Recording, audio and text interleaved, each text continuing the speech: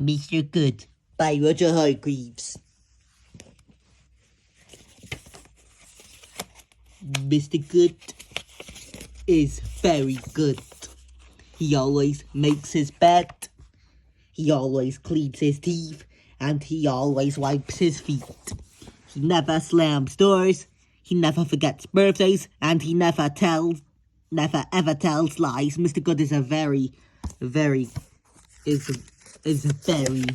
good. However, Mr. Good lives in a place called Badland.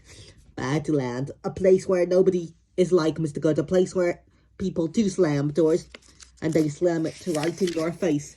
In Badland, the puddles are much deeper than they look.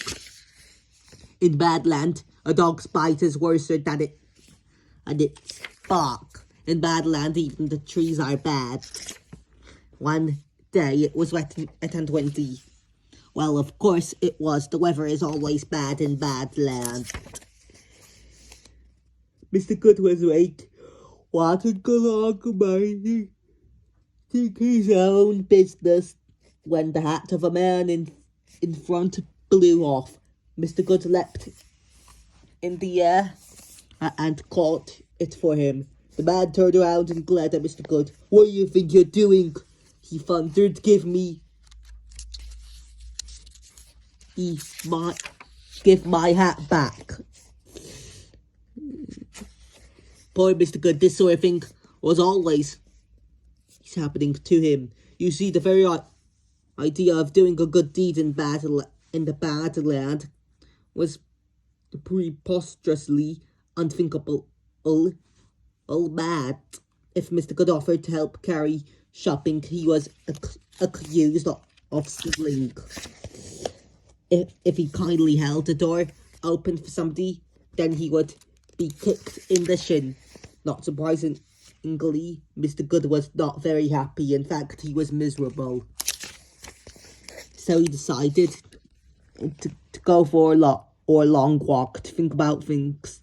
He walked for a very long time. He was so deep in thought that he did not notice how far he had gone.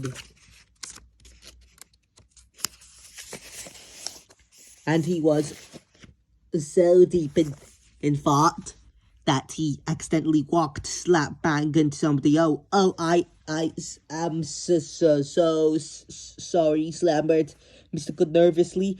"That's quite all right," said the man, and carried on his way. "Quite all right," repeated Mr. Good to himself. "That's quite right. All right." In the whole of his life, nobody had ever said "that's quite all right" to Mr. Good. Then Mr. Good noticed that the sun was shining, which was strange, because the sun never shone in Badland. Further on, Mr. Good found a dustbin on its side. Without thinking, he tidied up a bowl of rubbish. "Thank you," said the woman. Mr. Good stared at her. In the whole of his life, no one had ever said thank you to him. "Could you tell me where I am?" he asked. "You're in Goodland."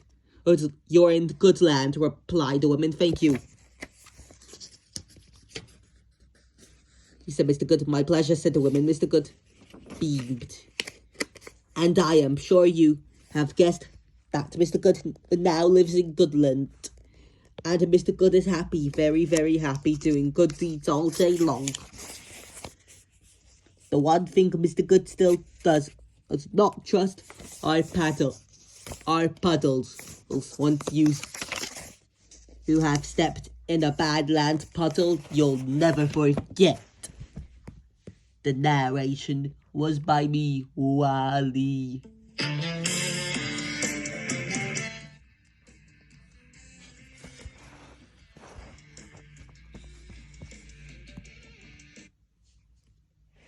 Don't forget to subscribe and GG. Bye bye.